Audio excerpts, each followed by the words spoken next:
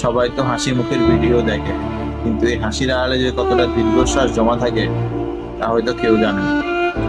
মাসের শুরুতে যখন বেতন পাই তখন ভাবি এবার হয়তো একটু শান্তিতে চলবো, কিন্তু বাজার আর সংসারের খরচের হিসাব মেলাতে গিয়ে দেখি মাসের অর্ধেক যেতে না যেতে পকেট শূন্য।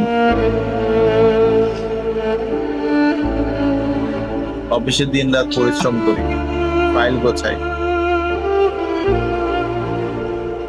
সবার মুখে হাসি ফোটানোর চেষ্টা করি, কিন্তু দিন শেষে নিজের সংসারের হিসাবটাই আর মেলাতে পারি না।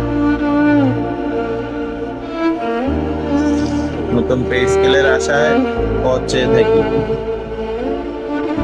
কারণ এখনকার বাজারে সামান্য বেতনে ডাল ভাত খেয়ে টিকে থাকাই যেন একটা যুদ্ধ।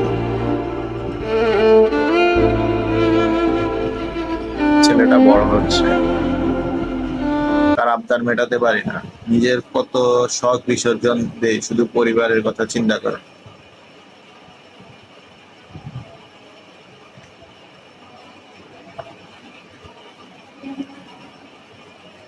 উপর থেকে হয়তো আমাদের পদমর্যাদা চাকরিটা খুব সুন্দর দেখায়, কিন্তু ভেতরের হাহাকার শুধু আমরাই জানি।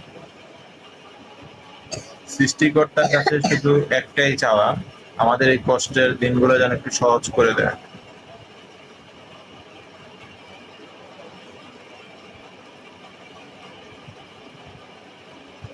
মধ্যবিত্তের জীবন মানেই তো শুধু মানিয়ে নেওয়া আর মুখে বুঝে সব সহ্য করা।